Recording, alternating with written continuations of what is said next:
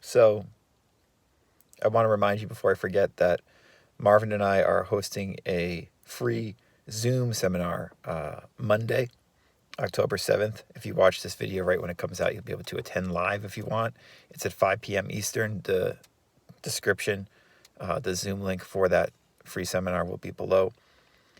It pertains mainly to relationships. Marvin and I coach people on romantic issues, but the information I think will be relevant for most people if you want to attend live, if you have questions, because it deals with what I'm going to read from today and just a larger, the larger picture, the big picture approach to a lot of these quote unquote manifesting ideas, law of attraction, law of assumption ideas, whatever you want to call them.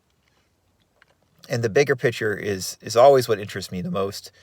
It's what interests Marvin as well. That's why we coach people on, a somewhat specific topic, is because by coaching them on a specific topic, they are able to see the bigger picture of what that topic, in this case romantic relationships, means in their lives. But the idea is always really the bigger picture when it comes to these ideas. And the longer I've personally tried to practice these various law of attraction concepts and integrate them into my life, the more I realize that the underlying concepts that interest me the most are what I was into pretty much before I even got into any of these law of attraction ideas. Through other similar yet different approaches to spirituality, philosophy, and just fulfilled living. For me personally, I've always come back, even before, like I said, I was into these LOA ideas, to the point that when we get still inwardly, we can be active outwardly, as I've often talked about. But whenever we have that moment even of just inner stillness, we realize we are okay, in the profound sense, in that the small I of, what Tim is doing is not really what is in charge. Never has been what's really in charge and what's really running the ship and righting the ship, you might say, a lot of the time.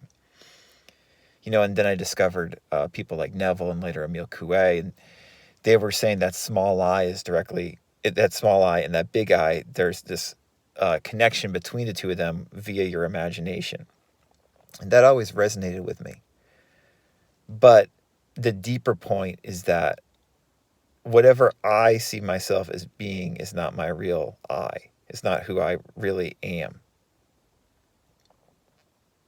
And that links right up with so many mystical branches of spirituality. You could really say all branches of spirituality. So I wanted to read today from The Art of Meditation by Joel Goldsmith, which I've read from recently. Joel Goldsmith's one of my favorite LOA teachers. And it's very similar to what he says. He starts by talking about waiting on the Lord here. Very similar to, you always hear me talk about how Joseph Murphy talks about the absolute method.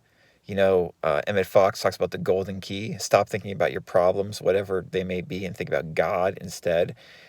H.M. Lee Cady talks about trustful passivity. That's basically all the same thing. And that's, again, the main thing that interests me about these ideas. This is a wonderful passage from Goldsmith talking about that. And, Marvin and I were recently talking about action and how there's a lot of people seemingly in this LOA community online who quote unquote don't want to do anything, right? They don't want to take action because that's like somehow non-spiritual or not applying these ideas correctly. And that's just absurd. And Goldsmith debunks that, that misguided thought here very clearly. It's just a very profound passage, though. Goldsmith writes, "There are innumerable biblical passages which reveal the importance of waiting on the Lord, of being a beholder of life. This does not mean sitting idly by doing nothing. On the contrary, the more one waits on the Lord, the more is one a beholder of God working in him, through him, and as him, and the more active does he become? If we are beholders, we do those things which require our attention and which lie nearest at hand. If we have a household to take care of, we take care of it. If we are entrusted with a business to manage, we manage it. If we have calls to make, we make them. But while we are engaging in these activities, it is with the attitude, I wait on the Lord. I behold what the Father gives me to do. Always we hold ourselves in such a state of receptivity that we are ready and willing at a moment's notice to change any plans we may have in order to follow the divine plan. There are duties to be performed and obligations to be met every day of our lives. That which is given to us to do must be performed.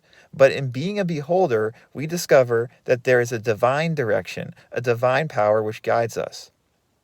This is the state of consciousness achieved by Paul. I live, yet not I, Christ liveth in me. It is as if the man Paul were stepping to one side, saying, the Christ is on the field, the Christ is acting in me, through me, and as me. Christ lives my life for me.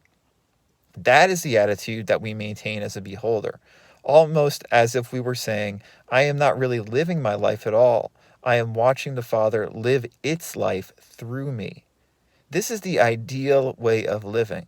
This is the spiritual way of life, the way in which we meet with the fewest obstacles, the least opposition, the smallest number of misunderstandings. There is always a presence, the infinite invisible, which goes before us to make the crooked places straight and to make every detail of our experience perfect. It is only when, quote unquote, I do things, say things, and think things that the outcome may be wrong. Our entire experience of frustration comes from our reluctance to wait long enough for it to take over. Most of us are unwilling to wait until the moment in which a decision is necessary. We insist on knowing the answer in advance, the day before, the week before, or the month before. We want to know what is around the corner. We want to know today what is going to happen next week or next month, and even what decision should be made for next year, instead of waiting until the actual moment when the decision is required, and then letting God put the words in our mouth and reveal what action should be taken. Day by day the manna falls. Day by day the wisdom, guidance, and direction necessary for that day are given to us. God does not often advise us a week in advance. We receive the direction as we need it.